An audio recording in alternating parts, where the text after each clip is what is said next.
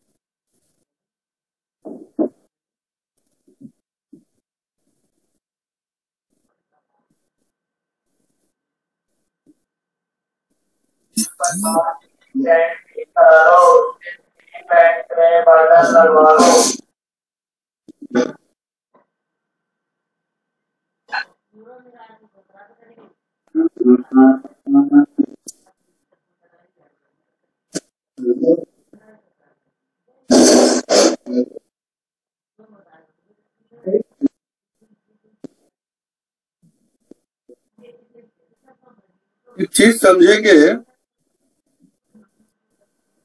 धीरे धीरे अब कोशिश करते हैं। अलजेब्रा में सबसे पहले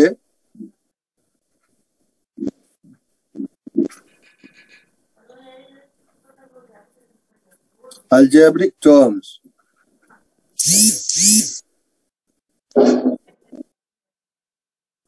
होते हैं और या एक्सप्रेशन।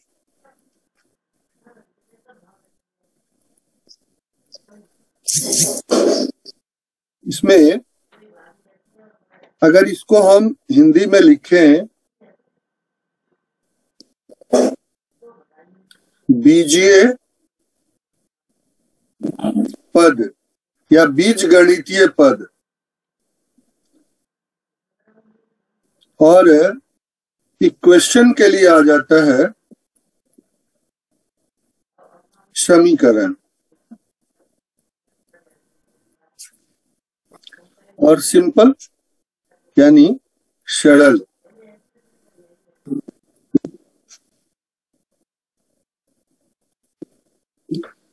तो इस तरह से, और ये बेसिकली 4 बेसिक ऑपरेशंस,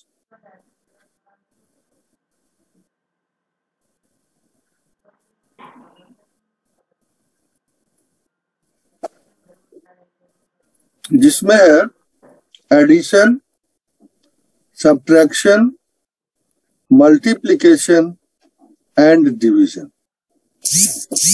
ये 4 बेसिक ऑपरेशंस जो हैं वो आते हैं। अब कोई भी टर्म जो है, जो बनता है अलजेब्रा में, तो expression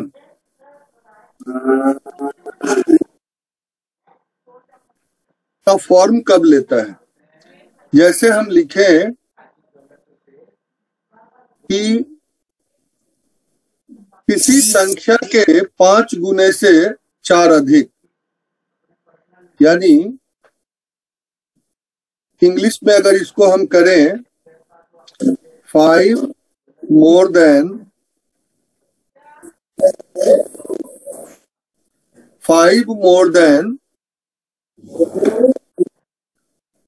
the 4 times of a number।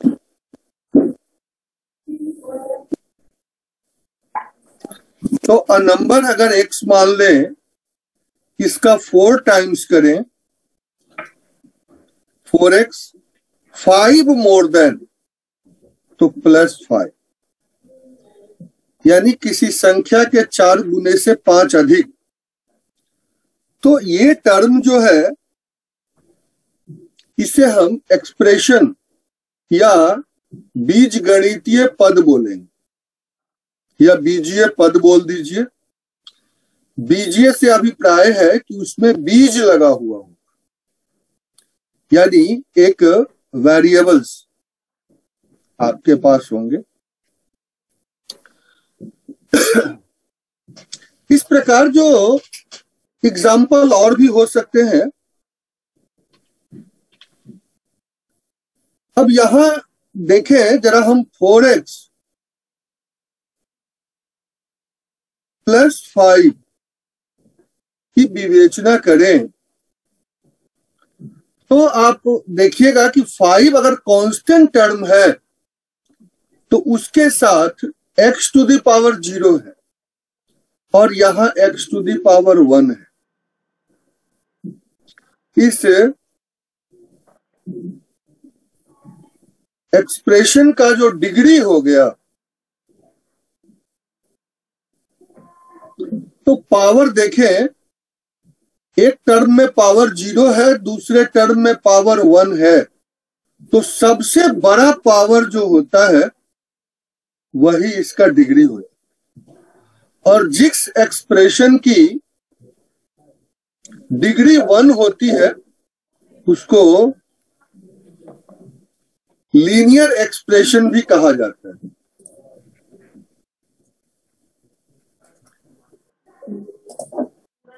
अगर ये एक्सप्रेशन इक्वलिटी शो करता है किसी भी चीज के साथ, अब इक्वलिटी शो कराने के लिए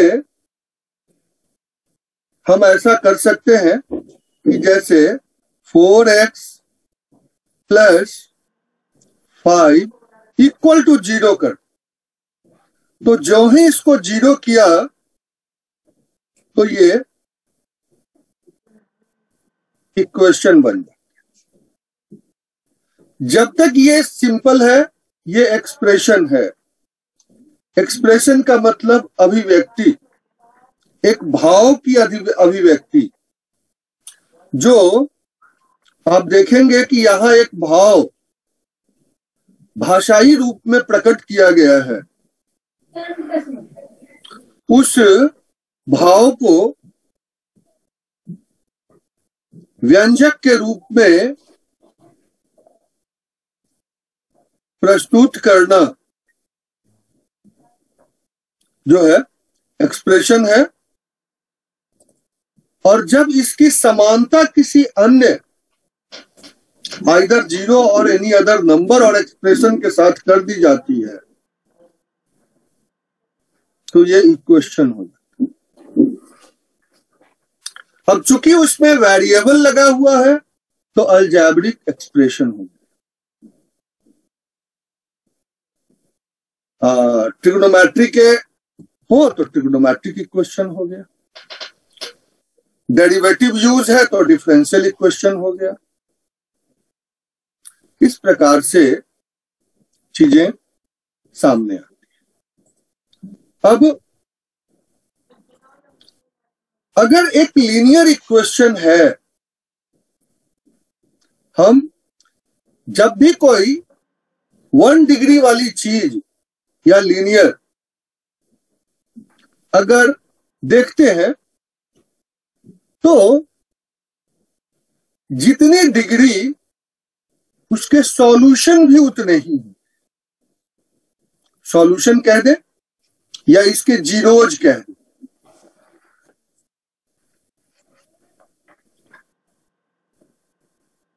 जीरोज कह सकते हैं,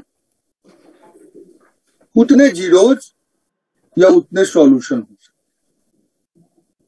अगर यहां हम लीनियर के जगह एक क्वाड्रेटिक ले लेते,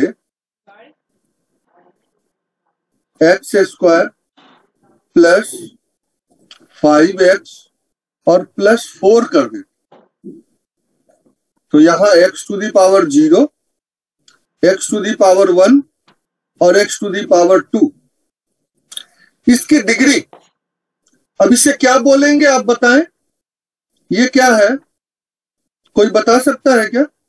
द्विघात समीकरण। और कोई बोल सकता है? ये पॉलिनोमियल है सर। पॉलिनोमियल है तब तक जब तक कि इसके इक्वल में कुछ नहीं आ जाता तब तक ये इक्वेशन नहीं होगी। बिल्कुल बिल्कुल सही बताया आपने। हम थोड़ा सा अभी आपको ऊपर समझाए हैं, बस यहीं पर आपका वो कर रहे थे। तो इसमें डिग्री आपने देखा 2 है तो इसकी सॉल्यूशन भी 2 होगी, यानी x के 2 वैल्यू निकल के आए। तो जैसे जैसे इसकी डिग्री बढ़ती जाएगी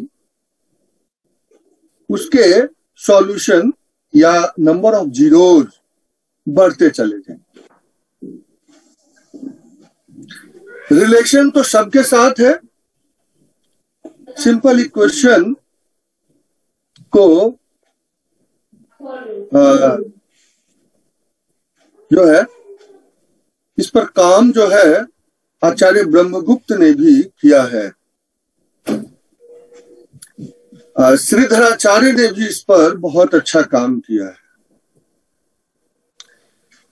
किसी समय में इसे बीज गणित के जगह अव्यक्त गणित के नाम से जाना जाता था।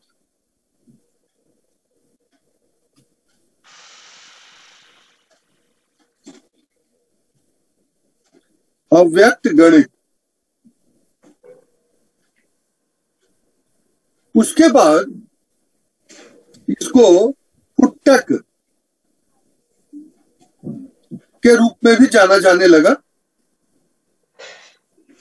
और पहली बार इस गणित को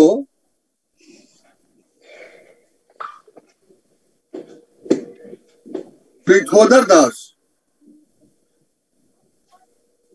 ये जो है अप्रोक्सीमेटली 8th और 9th सेंचुरी के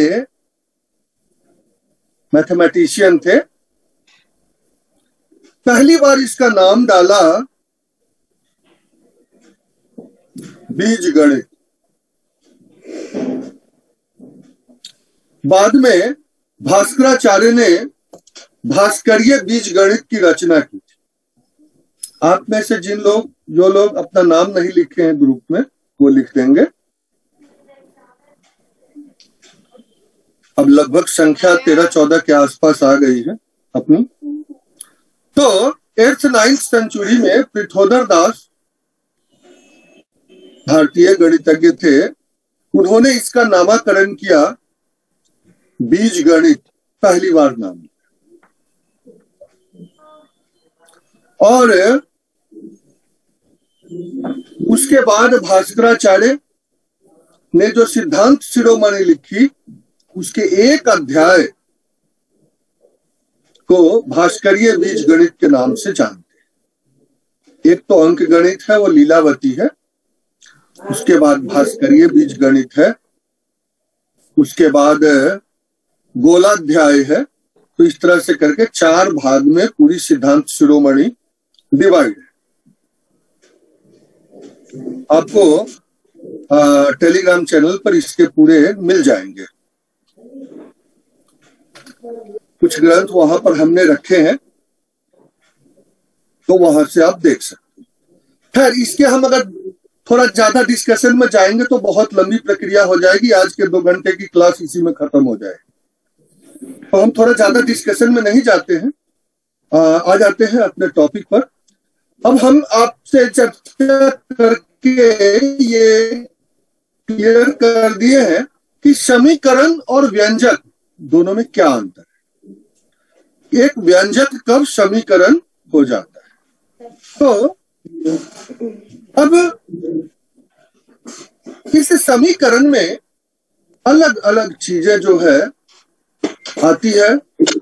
अब वहीं ऊपर में हमने जो लिखा 4 टाइम्स ऑफ ए नंबर,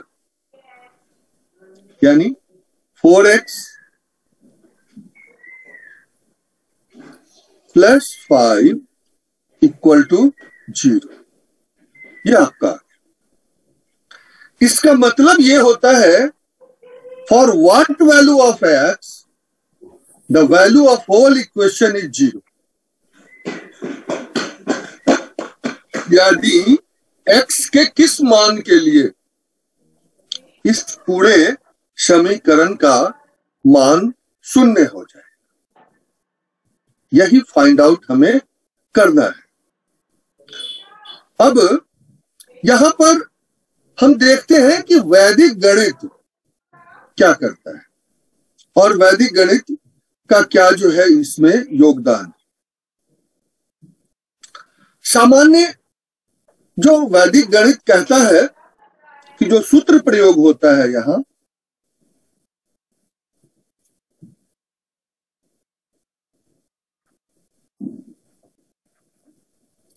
परावर्त्य, आदरणीय श्रीराम चौथाई वाले जो है वो अक्सर जब भी वैदिक गणित की क्लास लेते हैं तो सूत्र के उच्चारण पर बहुत ज्यादा ध्यान दें, क्योंकि जब कोई संस्कृत के शब्द जैसे लिखे हो वैसे अगर ना पढ़े तो वो पूर्णता नहीं आ पाती। अब परावर्त्य योज एक यानी पक्षांतर द्वारा,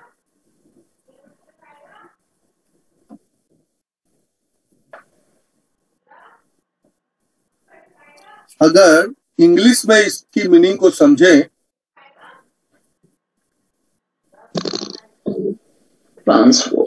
ट्रांसपोज एंड अप्लाई, ये जो है। अब इसका मतलब क्या होता है? इसका मतलब होता है कि addition change into subtraction, subtraction change into addition, multiplication change into division and division change into multiplication. यहां पर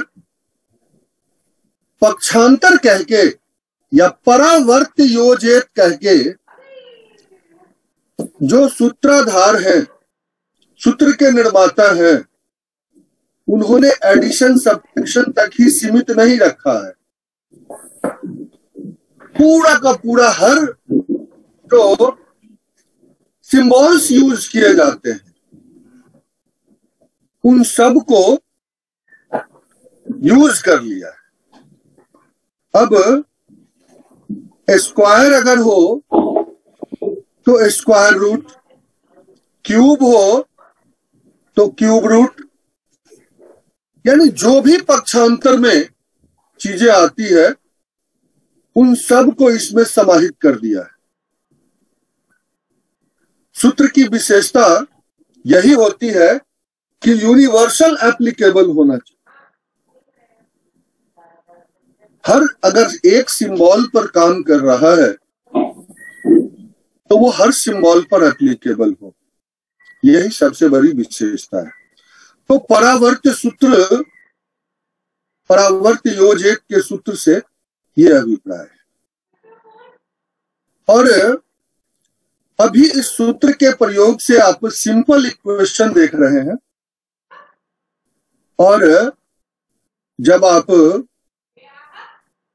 नेक्स्ट सेमेस्टर में जाएंगे तो हम इससे और भी कई सारे इक्वेशन फॉर्म करेंगे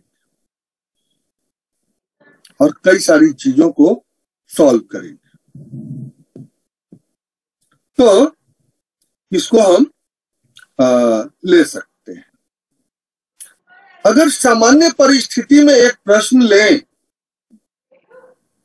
तो होता क्या है कि जैसे 4x + 5 हमने लिया इक्वल टू 0। अब पक्षांतर करना है, यानी किस वैल्यू के लिए? x के वैल्यू के। तो x की अगर वैल्यू, जिसकी वैल्यू हमें निकालनी होती है वो अकेला है तब तो कोई प्रॉब्लम नहीं। लेकिन अगर उसके साथ है, आपने देखा होगा कैसे, इसको देखिए, मैं गणित को व्यवहार से जोड़ता हूं कि जब आपको किसी को पुरस्कृत करना होता है, वो भीड़ में होता है, तो सबसे पहले आप उसको उसके भीड़ से निकालने का प्रयास करते हैं और भीड़ से निकाल के मंच पर बुलाते हैं और तब उसे पुरस्कृत करते हैं। Similarly now the x is, ये फंसा हुआ है एडिशन और मल्टीप्लिकेशन के बीच में। 4 से मल्टीप्लिकेशन हो रहा है, 5 से एडिशन हो रहा है, इसके बीच में फंसा हुआ है, इसे बाहर निकालना है। तो देखें, सबसे पहले एडिशन को बाहर हटाइए तो पक्षांतर करिए, तो 4x इक्वल टू ये +5 चेंज हो जाएगा -5 में, या इसको इधर ले आके 0 - 5 करेंगे, सेम वही चीजें आ जाएंगी। दूसरी, अब 4 से मल्टीप्लाई हो रहा है तो ये भी पक्षांतर होगा, तो -5/4। x की इसी वैल्यू के लिए ये इक्वेशन 0 हो जाएगा। ये सामान्य प्रक्रिया है, लेकिन आपका जो सरल समीकरण है वो इस जगह पे नहीं। थोड़ा सा आप 1-2 क्वेश्चन का प्रयास करके देख सकते हैं चीजों को, कैसे बनती है चीजें और कैसे आगे बढ़ती है। उसके बाद अब जब चीजें हमारे सामने आ जाती है तो इसमें कई टाइप हो जाते हैं। यहां पर हमने एक 0 लिखा है, कोई नंबर हो सकता है, कोई एक्सप्रेशन हो सकता है, एक से ज्यादा एक्सप्रेशन हो सकते हैं। तो अलग अलग कंडीशन के लिए यूज तो वही परावर्त योजित ही होगा। देखते हैं, चीजों को आगे समझने का प्रयास करते हैं। और आप लोग को पुस्तक शायद प्राप्त हुई होगी, वैदिक गणित निर्देशिका भाग 1 और भाग 2। आई थिंक डिपार्टमेंट से आप सब लोगों ने ले लिया होगा। मैं जो पढ़ाता हूं ज्यादातर चीजें लगभग उसी से होती है, कुछ चीजें बाहर की होती है, लेकिन ज्यादातर चीजें वहीं से। और स्वामी जी की जो ग्रंथ है वैदिक गणित, वो भी आप लोगों ने शायद ली होगी, अभी इंग्लिश और हिंदी दोनों में अवेलेबल। तो इस सेट की पुस्तक की हमने जो है वो लगवा ही रखी है यूनिवर्सिटी, तो वो आपको संभवतः मिली होगी। तो इन्हीं सारी पुस्तकों को आधार बना करके जो है क्लास लिया जाता है। और कुछ वहां जो पुस्तकें हैं, कुछ चीजें अभी अंडर डेवलप्ड है, कम दिया हुआ है, और उसको थोड़ा सा बृहद करके, बड़ा करके, उस पर काम करके, उसके और ज्यादा जो है सो चीजों को निकाल करके आपके सामने जो है रखने का प्रयास होता है। जैसे बोधायन नंबर आपको वैदिक गणित निर्देशिका भाग 2 में भी मिल जाएगी, लेकिन वो 1-2 पेज में ही सिमट के रख दिया है उसको। लेकिन जब मैं इसमें काम करता हूं तो लगभग 4-5 क्लास इसमें लग जाता है पूरी बात को समझाने। उसी प्रकार कोऑर्डिनेट ज्योमेट्री, निर्देशांक ज्यामिति भी वहां है, लेकिन थोड़ा है। और यहां जो हम उस पर काम कर रखे हैं, हर टॉपिक पर अलग अलग डिफरेंट पॉइंट ऑफ व्यू से काम कर रहे हैं। तो चीजें हैं, और लेकिन वहां पर आपको संकेत के रूप में है, और यहां हम जो है इसको थोड़ा सा ज्यादा डेवलप करके आपके सामने रखते हैं। अब सबसे पहले इसमें कुछ अलग अलग प्रकार हैं। तो पहले कंडीशन फर्स्ट देखते हैं। फर्स्ट कंडीशन कहता है कि अगर कोई equation ax + b = cx + d के फॉर्म में हो, इस फॉर्म में, तो आप सीधा ये जो दोनों कांस्टेंट टर्म है इसमें एक का पक्षांतर करना है, यानी x equal to b minus B या b माइनस डी, कुछ भी कर दे कोई फर्क नहीं। तो d माइनस बी अपॉन, अब बच गया ये c और a बच गया। तो यहां अगर सीधा करेंगे तो अगले में आपको उल्टा कर दें। तो यहां d पहले लिखा माइनस बी, तो यहां a पहले लिखना था, तो a माइनस सी, ये सीधा आपका डायरेक्ट आप आंसर लिख सकते हैं बाय द यूजिंग ऑफ वैदिक गणित सूत्र ट्रांसपोज एंड अप्लाई।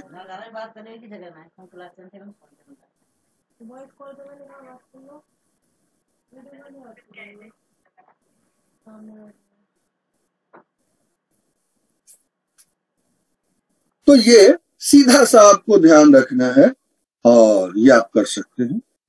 एक एग्जाम्पल के तौर पे देखें,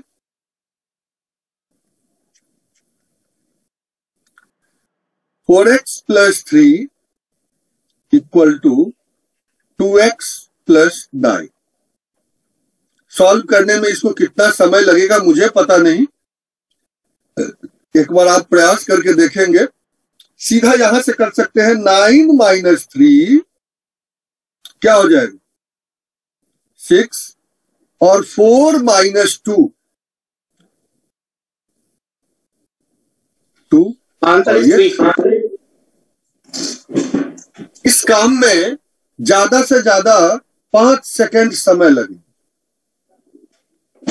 और इसको सॉल्व करने जाएंगे तो लगभग 10-15 सेकंड 20 सेकंड तो आपको लग ही जाए, यानी सीधा आंसर पे आप पहुंच सकते। देखिए, एक इसका आंसर आप लोग देंगे,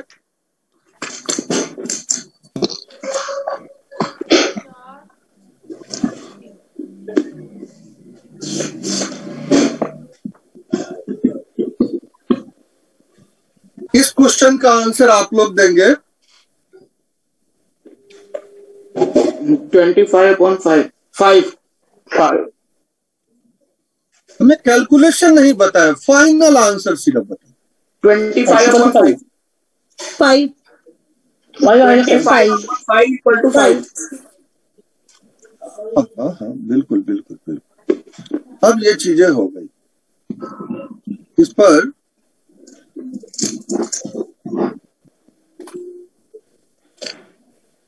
एक फर्स्ट टाइप का ये जो है आपका, और आप देखेंगे कि हम आपको कुछ ऐसे भी क्वेश्चन बताएंगे जो अगर आप किसी हायर स्टैंडर्ड लेवल के आदमी को भी दे दे करने के लिए तो एक बार उनके पसीने छूट गए, और वो भी हम इतने ही सिंपल तरीके से करेंगे।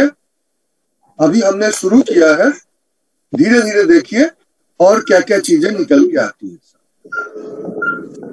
अब एक सेकंड प्रकार करते हैं इसका, सेकंड कंडीशन को। इस सेकंड कंडीशन में जो क्वेश्चन होगा वो होगा x plus A x plus B equal to x plus C और x प्लस डी, ये है।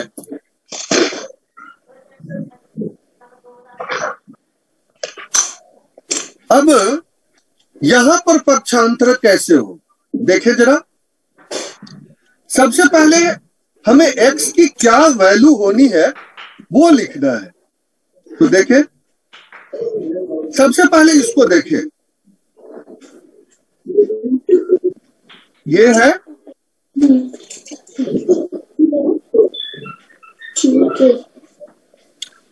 ए बी का प्रोडक्ट और सी डी का प्रोडक्ट। तो CD इधर है, आप ये पहले लिखे या बाद में लिखे कोई फर्क नहीं पड़ता। तो AB माइनस CD अपॉन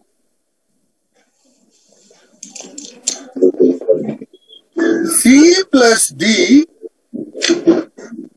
अब ये बाद में लिखा तो इसको पहले लिखना होगा, C प्लस D और माइनस A प्लस B। बोल मत, बीच में टूट जाएगा। A प्लस B हो गया, इसको B समझिएगा, इसको मैं फिर से लिख देता हूं। A प्लस B होगा ऊपर वाला, ठीक है। तो इस तरह से इसकी सॉल्यूशन को हम प्राप्त कर सकते हैं। अब किसको पहले किसको बाद में रखना है ये ध्यान रखना है। यहां CD हम बाद में रखे तो नीचे CD पहले रखा है, ये ध्यान रखिए। और AB ऊपर पहले रखा है तो यहां AB को बाद में रखा है।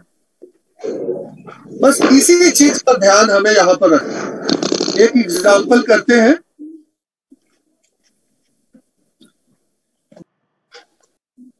क्या हो गया?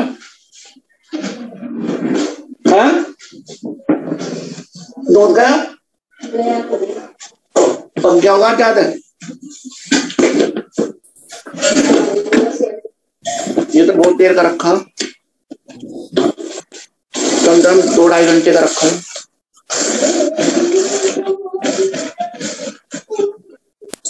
गुप्ता जी अपना माइक बंद कर लो।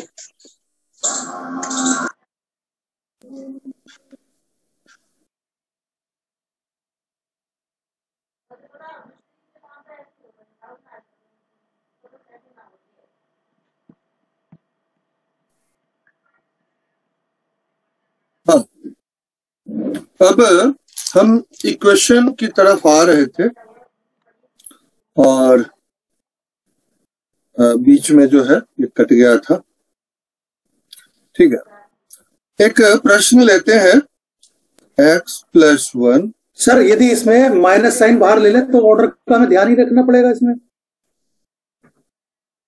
और माइनस अगर अंदर ही हो तब क्या करेंगे? नहीं, अगर माइनस हम इसमें कॉमन ले ले तो इसमें ऑर्डर का ध्यान नहीं रखना पड़ेगा। ऊपर नीचे AB minus CD upon A plus B minus C plus D।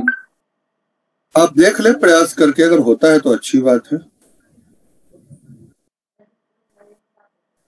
x plus 2, order का ध्यान तो रखना ही पड़ेगा।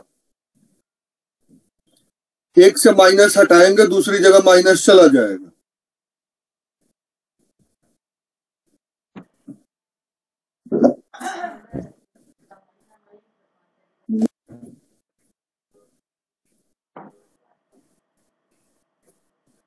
ये है आपके पास। तो सबसे पहले AB यानी और CD, किसको आप पहले रखेंगे किसको बाद में रखेंगे वो जो है चुनना अपना अधिकार है। ठीक है, तो 3 4 जा 12 minus 2 upon A plus B यानी 3। 2 माइनस 12 अपॉन माइनस 7 माइनस 3। ठीक है, 1 आंसर है। तो ये हो जाएगा 1 प्लस 2 प्लस 3 प्लस 4 यानी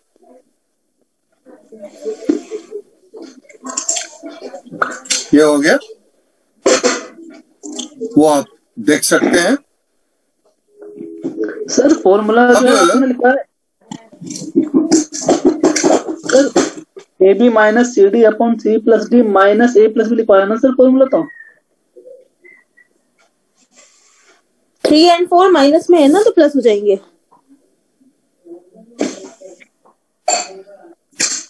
3 और 4 आपने देखा नहीं शायद ढंग से फिर माइनस है ना, उनके साइन चेंज होके प्लस हो जाएंगे फिर वो। बिल्कुल सही। अब थोड़ा सा एक क्वेश्चन आपके लिए, थोड़ा विषय की गंभीरता पर ध्यान दीजिए। ये तो है नहीं कि हम चौथी पांचवी के बच्चे को पढ़ा रहे हैं। x + 4 x + 5 x + 2 x + 3, इसका सीधा आंसर आप बताएंगे और कुछ नहीं। -7/2 -6 C + D। अगर ये गलत हो तो आप में से कोई इसको गलत भी कर सकता है। आप नहीं सर, यही आ रहा है -7/2। वैसे मुझे भी यही लग रहा है, लेकिन -7/2।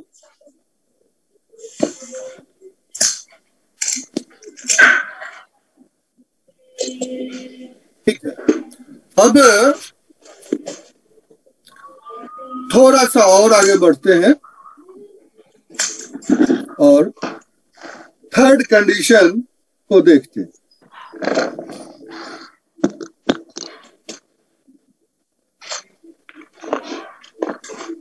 थर्ड कंडीशन कहता है ax + b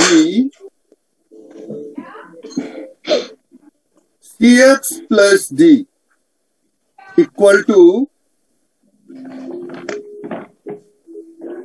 p/q। ये है।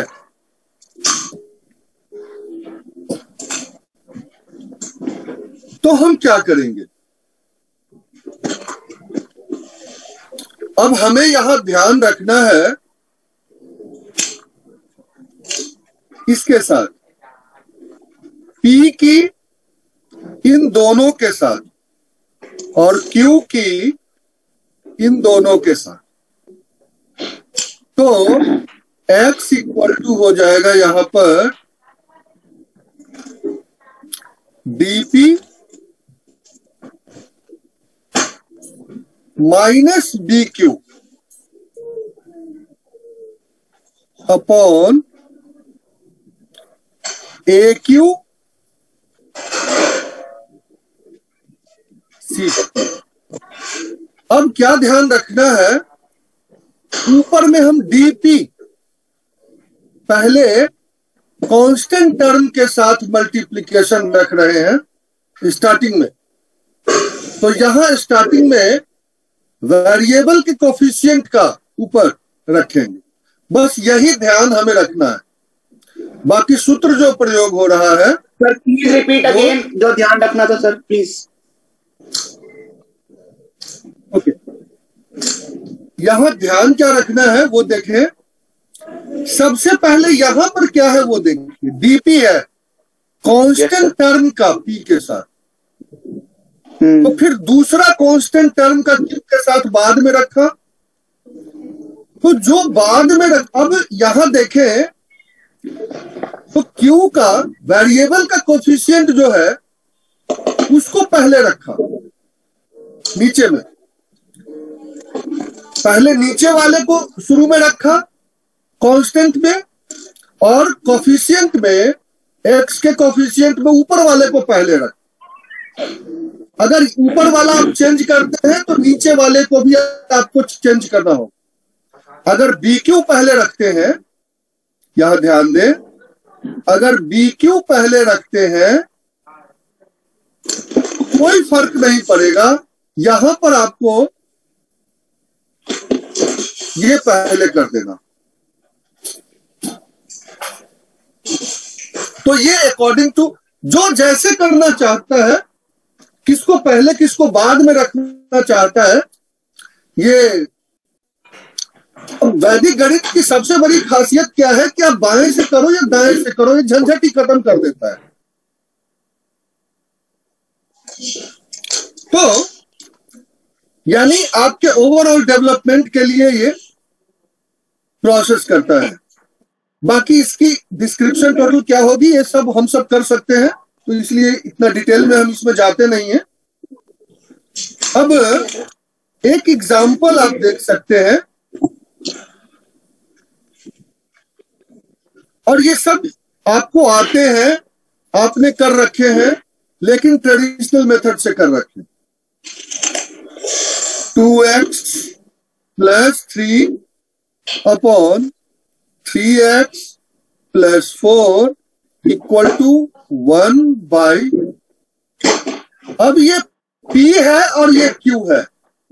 जैसा हमने बताया x इक्वल टू 4 1 जा 4 माइनस 3 3 जा 9 अपॉन, अब ये पहले 2 जा 6 माइनस 3 1 जा 3। अब क्या आएगा ये आप लिख सकते हैं, -5/3। ये आंसर है। एक आपके लिए क्वेश्चन, 3x प्लस 1 और 2x प्लस 7 2/3। अब x की वैल्यू आप बोलेंगे, ये हो गया dp 11/5। बहुत अच्छा। ये कहां से आवाज आई? सर मैं सबसे पहले आंसर किसने दिया? आई थिंक -11/5 आएगा। आप एक बार फिर से चेक कर लें। 9 -4 बहुत अच्छा, क्वेश्चन लिखते ही आंसर आ गया। बहुत अच्छा। 11/5 हाँ 11/5 बढ़िया है, बढ़िया है। मैं काट नहीं रहा हूं, आपके आंसर को सामने रख दिया हूं।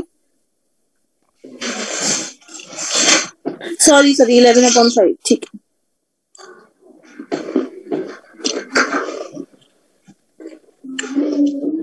अब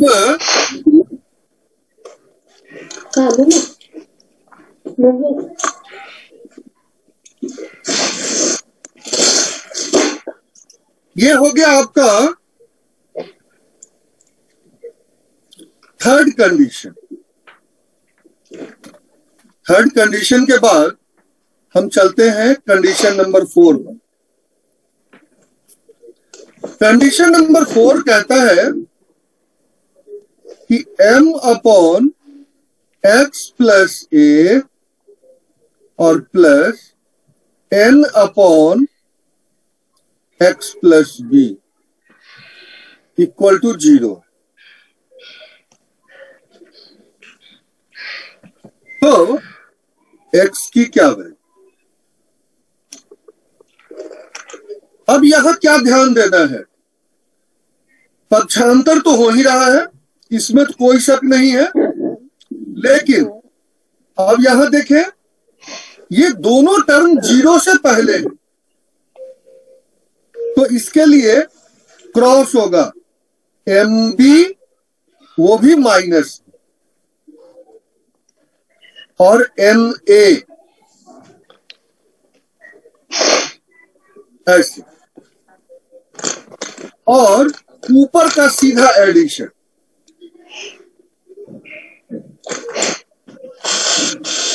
ये आपका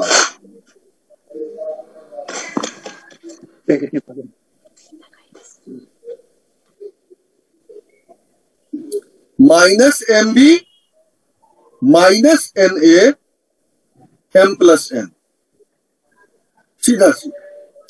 आप इस क्वेश्चन को जरा ध्यान रखिएगा, इसमें मैं डबल क्रॉस टिक कर देता हूं, आगे इस पर एक बार और चर्चा करेंगे हम समय आने। अब इसकी रूपरेखा कुछ और रहेगी और वहां सूत्र भी अलग यूज होगा।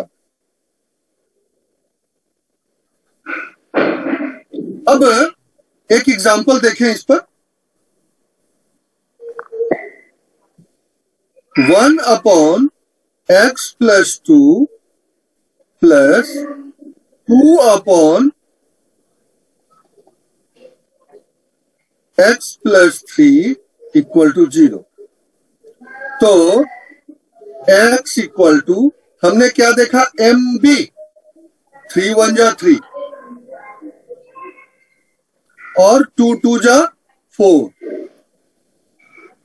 और m प्लस n -7/3।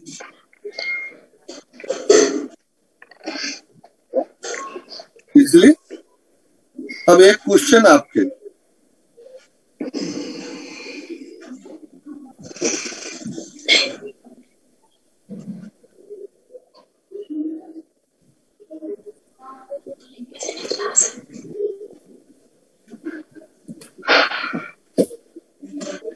-5 -9 -7/2 -7/2 क्या आया? -7/2 माइनस 7/2। 7/2 ये हो गया। अब आप देखें धीरे धीरे जो है हम चीजों को उस जगह तक पहुंचा रहे हैं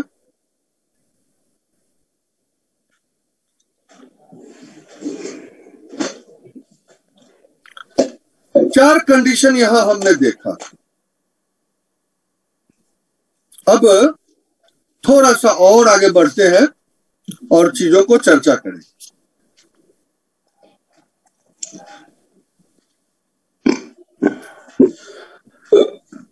अब थोड़ा सा हम पक्षांतर से आगे बढ़ते हैं।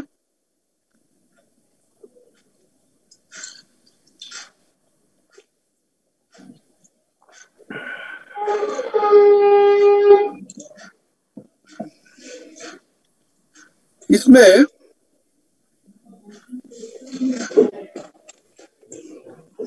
सबसे पहला, अब जो सूत्र प्रयोग होगा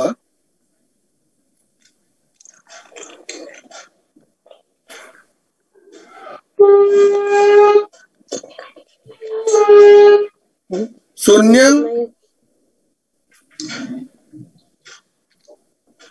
साम्य समुच्चय।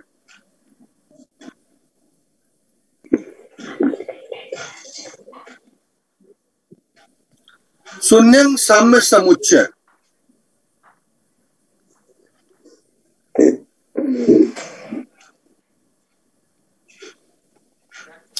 इसका हिंदी में मतलब होगा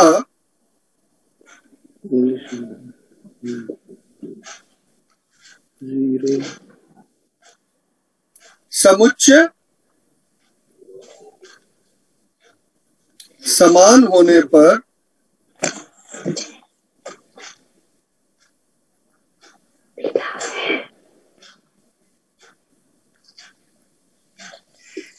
समुच्चय शून्य होता है।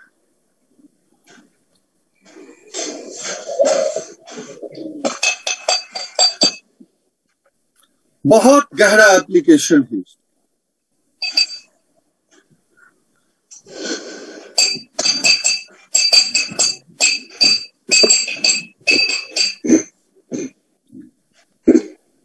जैसे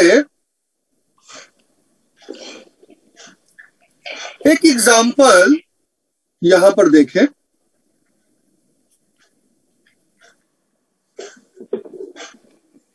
four 2x plus 3 upon 7 equal to 3 2x minus 3 upon 5 plus 2x minus 3 upon 4।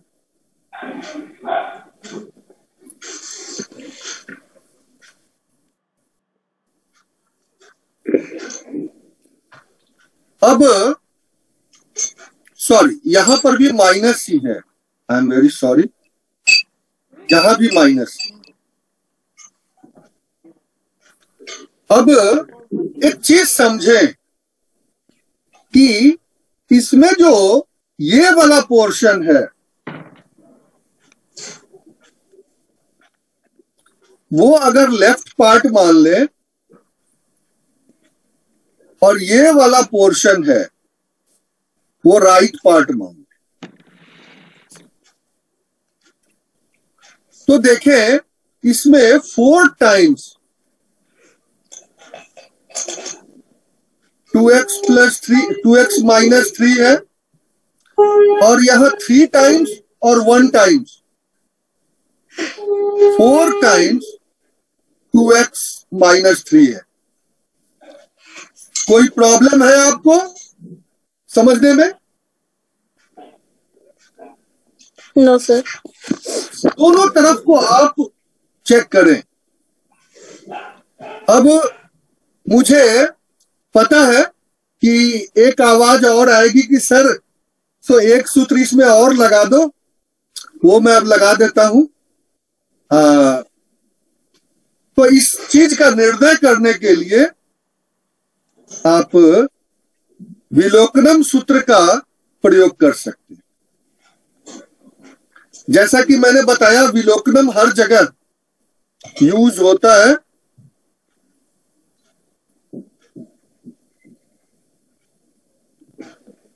सिंहावलोकन, by observation,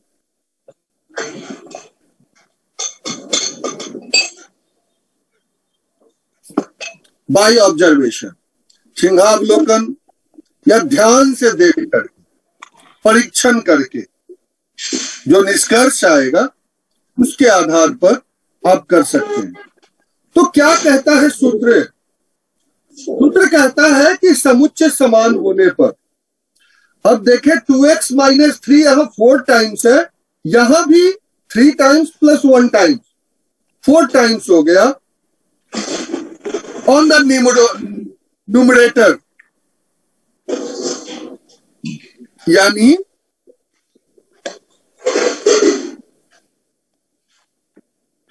अंशों का योग समान है।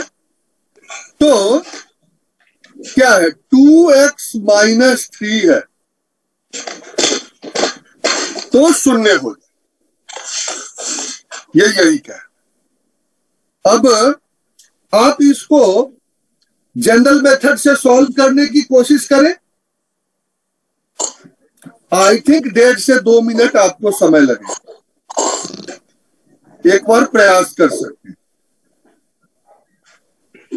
और यहां पर x equal to 3/2 which is answer, सीधा हमने लिख दिया। तो सर यहाँ पर हम 3 सूत्र लगा सकते हैं, शून्य साम्य समुच्चय, विलोकनम और परावर्त योज्यते भी लग जाएगा। परावर्त योज्यते भी लगेगा, बिल्कुल बिल्कुल लगेगा। तो तीनों सूत्रों के नाम लिख लेकिन जो इसमें जो मूल सूत्र लग रहे हैं आप समझे नहीं। परावर्त योज्यते तो हर जगह लगेगा, लेकिन मूल रूप से जो सूत्र का प्रयोग हो रहा है यहाँ वो शून्यम साम्य समुच्चय का प्रयोग हो रहा है। और यहां प्लस माइनस क्या है इससे तो कोई मतलब ही नहीं, बस समानता होनी चाहिए दोनों तरफ। अगर समानता हो रही है तो समुच्चय का मान 0 हो जाए, जिसकी समानता है उसका मान 0 हो जाए, and which is finally you can find answer.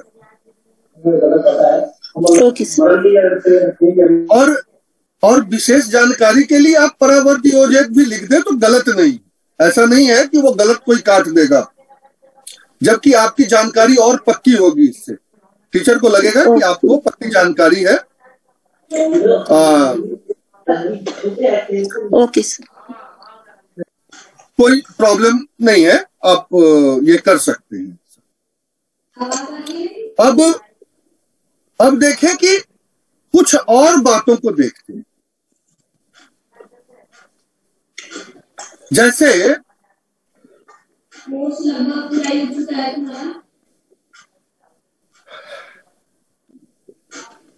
एक प्रश्न इस पर अगर आपको दे दिया जाए कुछ इस तरह का, तो देखें क्या होता है। x plus 1/3 equal to x plus 1/5। Sorry, अब आप इसका आंसर लिखें। -1। एक सेकंड भी समय नहीं लगेगा आपको आंसर लिखने। और अगर ट्रेडिशनल मेथड से जाएं तो स्वाभाविक है कुछ समय तो लग ही जाए। सीधे सीधे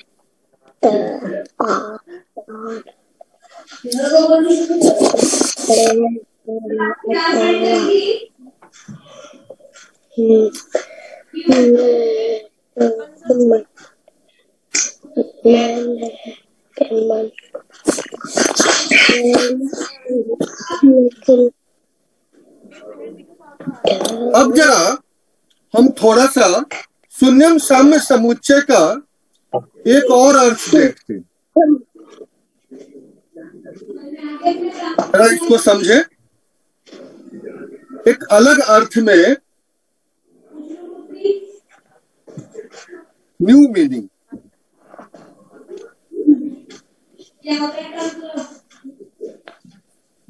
न्यू मीनिंग में समझेंगे। अब आपके पास एक प्रश्न कुछ ऐसा होगा जैसे 1/2x - 1 plus 1/3x equal to 0। इसको देखें।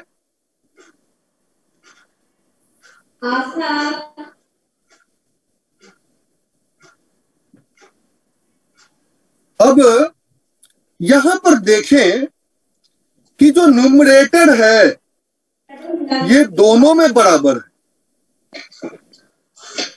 न्यूमरेटर जो है वो दोनों में बराबर है।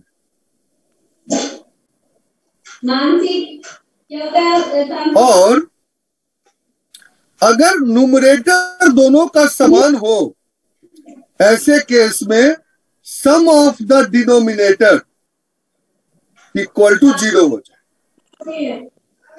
यानी 2x - 1 plus 3x - 1, 5x - 2 equal to 0।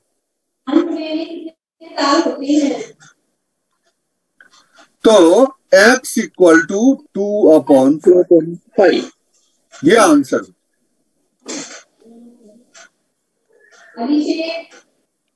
अब इस पर देखें एक क्वेश्चन और, ये आपके लिए है। 6/x - 4 6/2x - 5 equal to 0। 3x - 9 equal to 0। 3 x की वैल्यू 3 आई।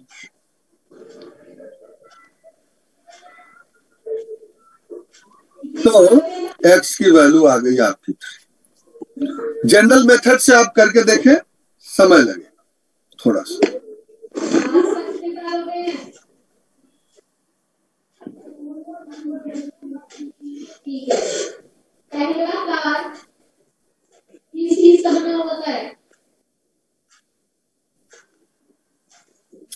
अब एक चीज समझे,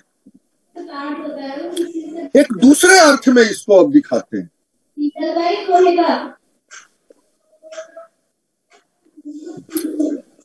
दूसरे अर्थ में देखें, एक और मीनिंग, बीच के दो तार होते हैं। अब इस प्रश्न को देखें।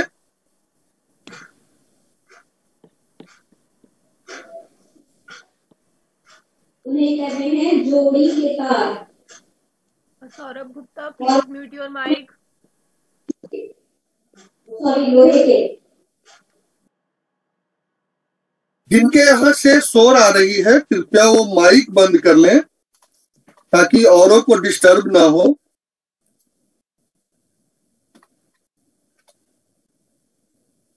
अब एक अलग इसका मतलब देखिए, अगली मीनिंग क्या बन सकती है।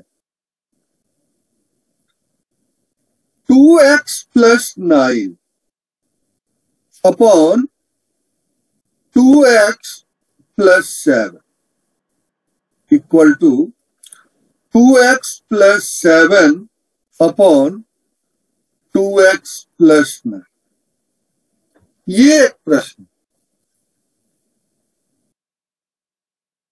इसका आंसर क्या होगा? अब यहां एक चीज समझिए कि सम ऑफ न्यूमरेटर क्या है? दोनों के न्यूमरेटर को सम करिए। 4x + 16 और सम ऑफ डिनोमिनेटर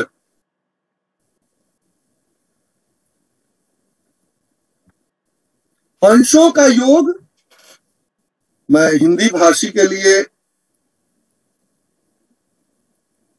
अंशों का योग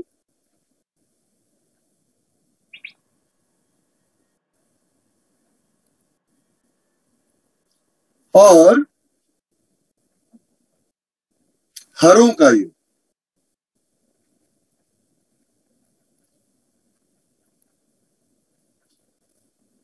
ये दोनों का समान है और दोनों की रेशियो जो है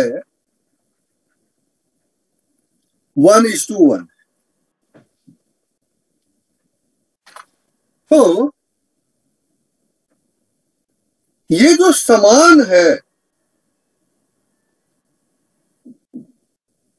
तो शून्य हो जाएगा, सीधी सी बात है।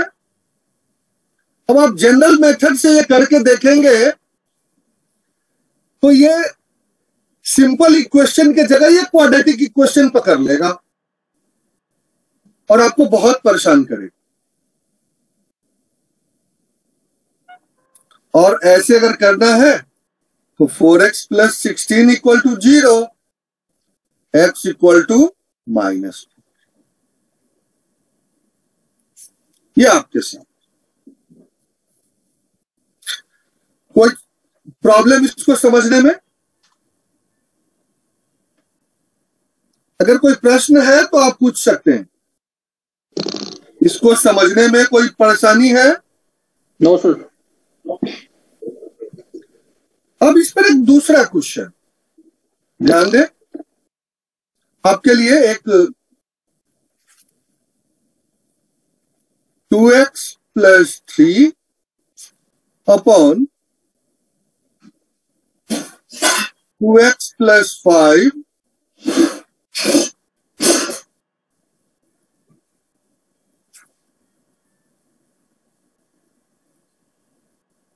इसको जरा देखें।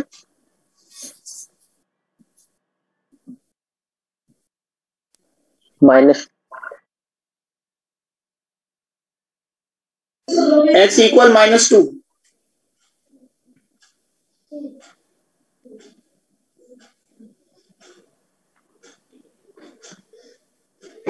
बताओ कौन से सूत्र में आ रहे हैं?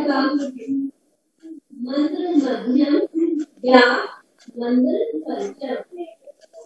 ठीक है, चल दोबारा सौरभ गुप्ता, ये शून्यम साम्य समुच्चय का मतलब हो गया। थोड़ा सा और देखें।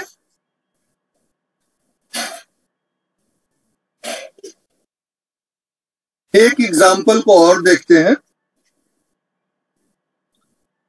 3x + 4 upon 6x + 7 x + 1 upon 2x + 3। इसको देखें तो ये लगेगा या नहीं?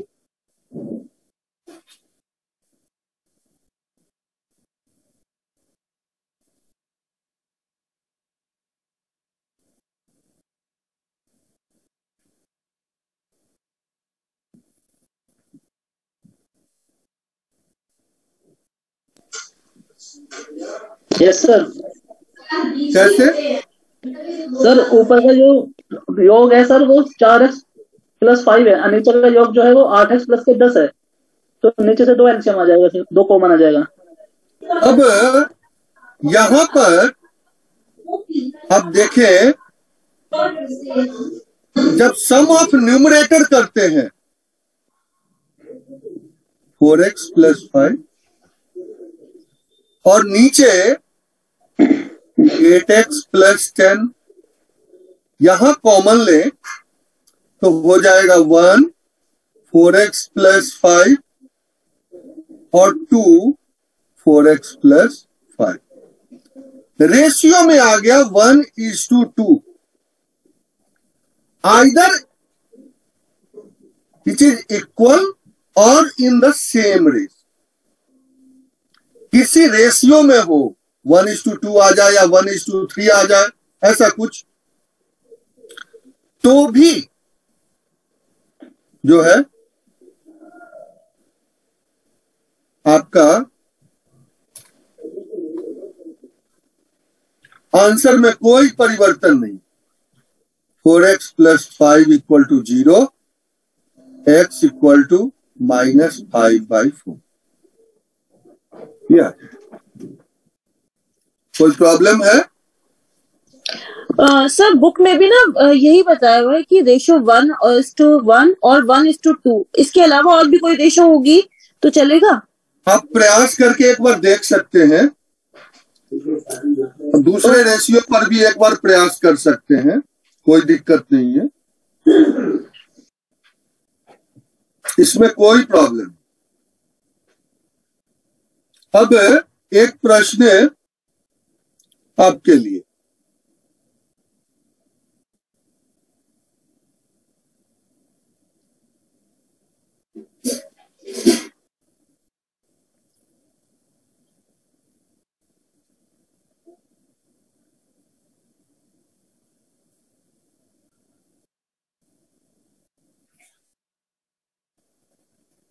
टू एक्स + 3, 3x + 4,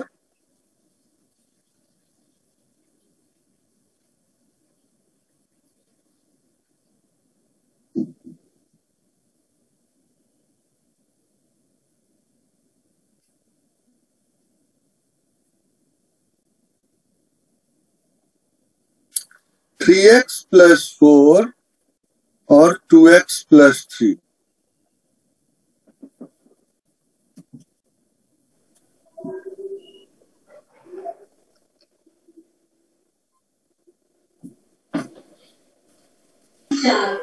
-7/5 इनको मतलब कस के और मिला करके हम तारों को सेट -7/5। ठीक है, बहुत अच्छा।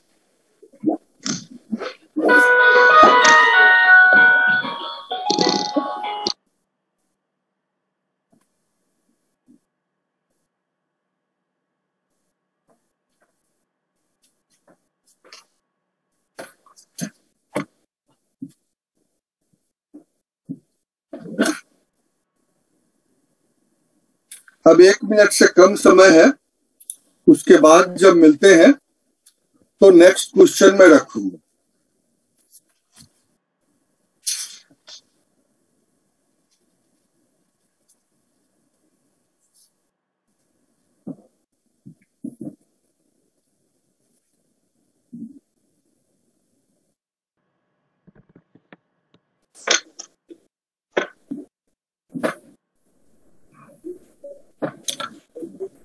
अब एक प्रश्न जो मैं रखने जा रहा हूं, सबसे पहले उसको आप ट्रेडिशनली सॉल्व करने की कोशिश करें। चीजें जैसा कि मैंने आपको कहा था कि सूक्ष्म से लेकर के विशालता की तरफ जाना, वो देखते हैं। क्वेश्चन है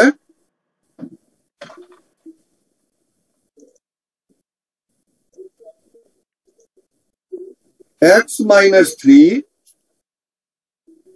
x minus 4,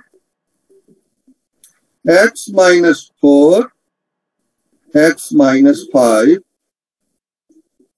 x minus 2, x minus 3, x minus 5, x minus 6।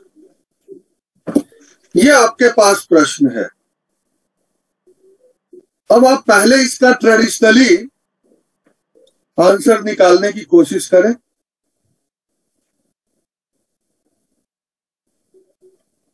आपको गिनती के 5 मिनट समय कि आप में से कितने इस पर प्रयास कर पाते हैं ट्रेडिशनली सॉल्व करने, और 5 मिनट बाद फिर हम प्रयास करेंगे और फिर आपको इसकी जो है वैदिक गणित की भी विवेचना इसमें क्या है वो करें।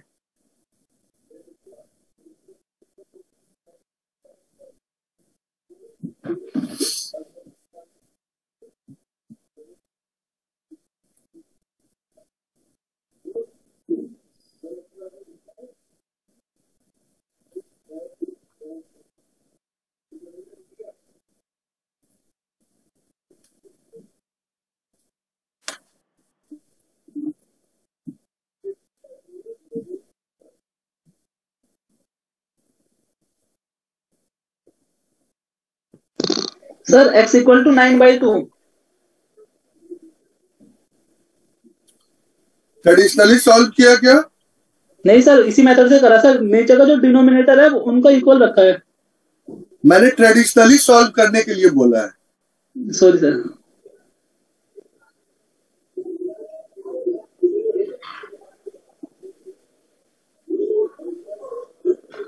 मैंने ट्रेडिशनली सॉल्व करने को बोला है। ये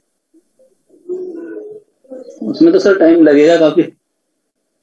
तभी तो बोला है आप, ऐसे तो बोलता ही नहीं। 5 मिनट समय हम यूं ही तो नहीं दिए हैं। एक 15 सेकंड और 20 सेकंड में सॉल्यूशन देने वाला आदमी आपको 5 मिनट का समय दे रहा है, कुछ तो बात होगी क्वेश्चन में।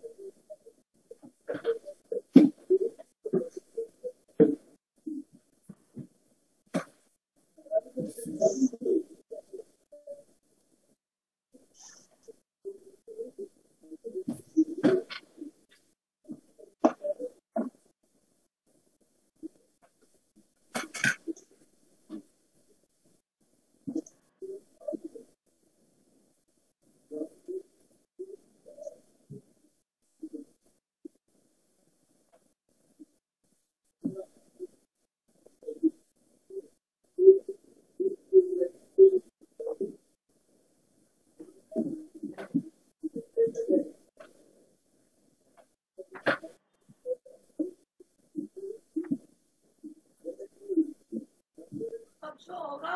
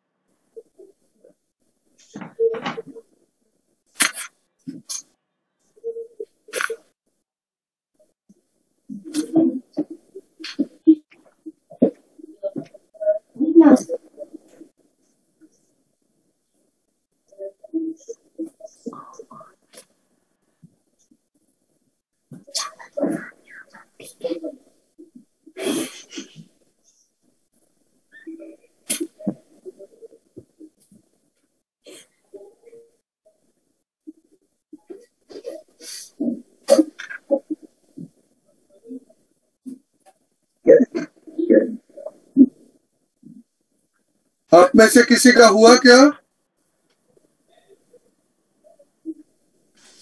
चलिए 5 मिनट समय आपका पूरा हुआ। अब इसको सबसे पहले इस क्वेश्चन को ट्रेडिशनली देखते हैं, कैसे ये क्वेश्चन बिहेव करना।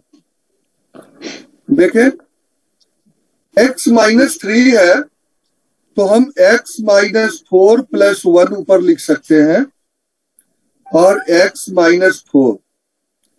इसी तरह से x -5 + 1 लिख सकते हैं और x -5, x -3 + 1 लिख सकते हैं और x -3। इसी तरह से -6 + 1 लिख सकते हैं और x -6। आप पहले यहां देखें, आंसर तो हमें भी पता है और बहुत जल्दी निकाल सकते हैं। हम जो बता रहे हैं सिर्फ उसको समझे।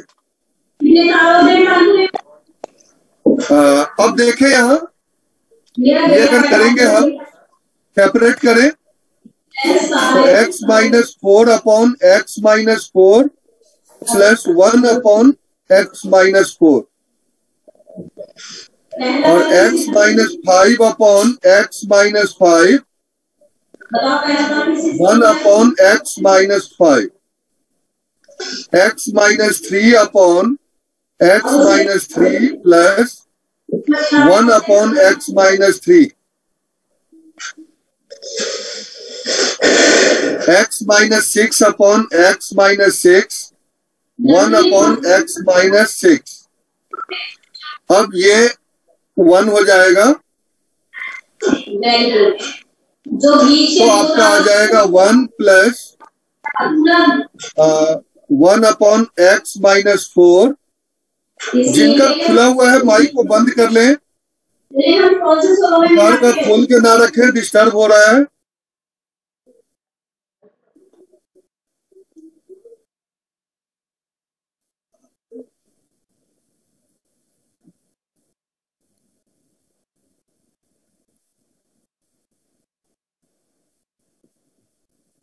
ये देखें, अब ये दोनों 1 और LHS और RHS के कैंसिल हो गए।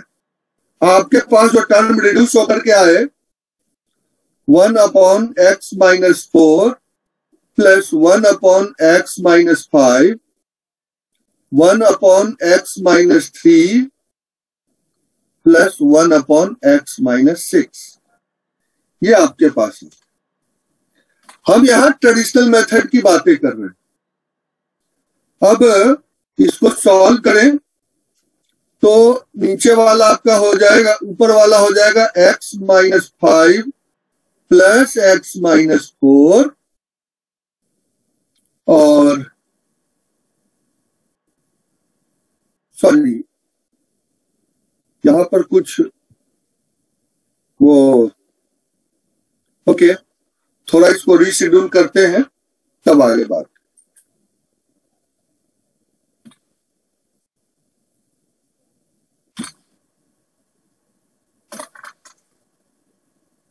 अब 5 को इधर कर देते हैं, इसको इधर कर लेते हैं। तो 1 upon x minus 4 minus 1 upon x minus 3, 1 upon x minus 6 और माइनस 1 अपॉन एक्स माइनस 5। फिर उसके बाद सॉल्व करें, ये हो जाएगा x माइनस 3 और माइनस एक्स प्लस 4 और नीचे हो जाएगा x square minus 7x plus 12। कोई प्रॉब्लम हो तो इसमें आप पूछ लीजिएगा। ये हो जाएगा x minus 5 minus x plus 6 और x square minus 11x plus 30। ये आ गया।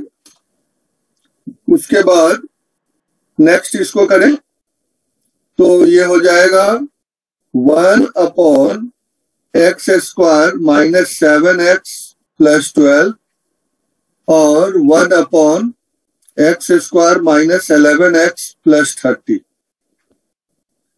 कितना टाइम लग रहा है आप अंदाजा लगा सकते हैं, क्योंकि 5 मिनट मुझे भी लगेगा इसको सॉल्व करने।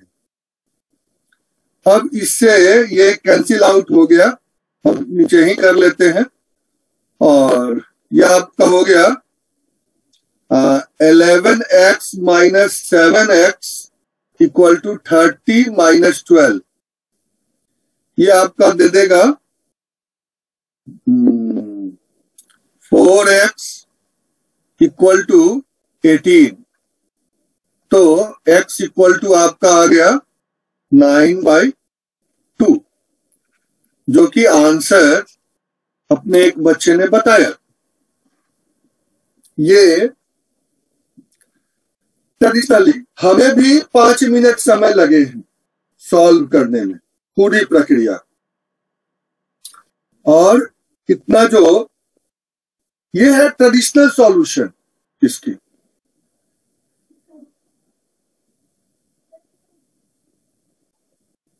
ये है। अब हम इस क्वेश्चन को वैदिक गणित में देखते हैं।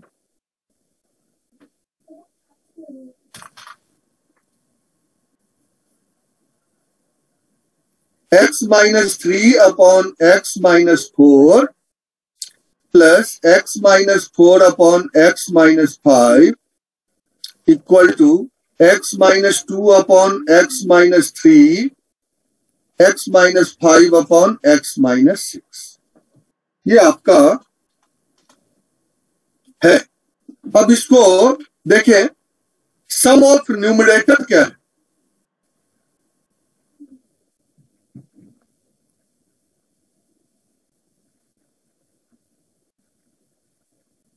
सम ऑफ न्यूमरेटर देखें, 2x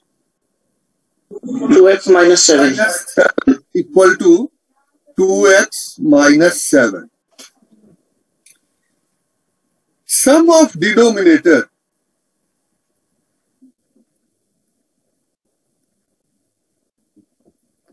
क्या है? 2x माइनस 9 और 2x माइनस 9। ये हो गया आपका LHS, ये हो गया आपका RHS। अब यहां ध्यान देने वाली बात है कि न्यूमरेटर भी इक्वेट हो रहा है, डिनोमिनेटर भी इक्वेट हो रहा है, तो हम किसके लिए आंसर से बढ़े? तो इस प्रोसेस में इसको हम जीरो बनाए, तो डिनोमिनेटर वाले पॉइंट को हम जीरो बनाए। Therefore, sum of denominator equal to 0. तो 2x minus 9 equal to 0, तो x equal to 9/2।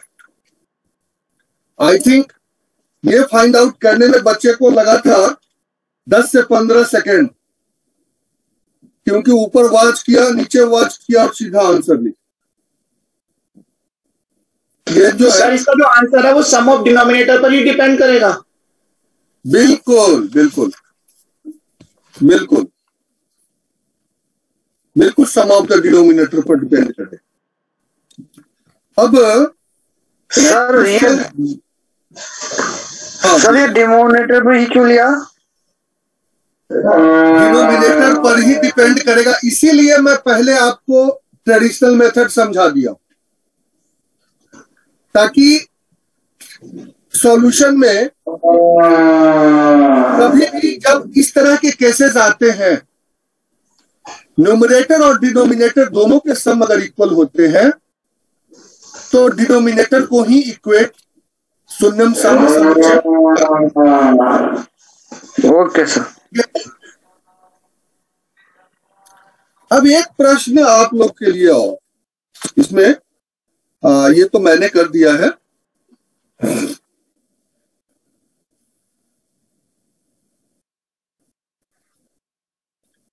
x minus 10 upon x minus 11 plus x minus 11 upon x minus 12 equal to x minus 9 upon x minus 10 plus x minus 12 upon x minus 13। x बराबर 23। x बराबर 23। Answer देखे ध्यान से, सीधा answer मत दें। आएगा by two 23/2। 23/2।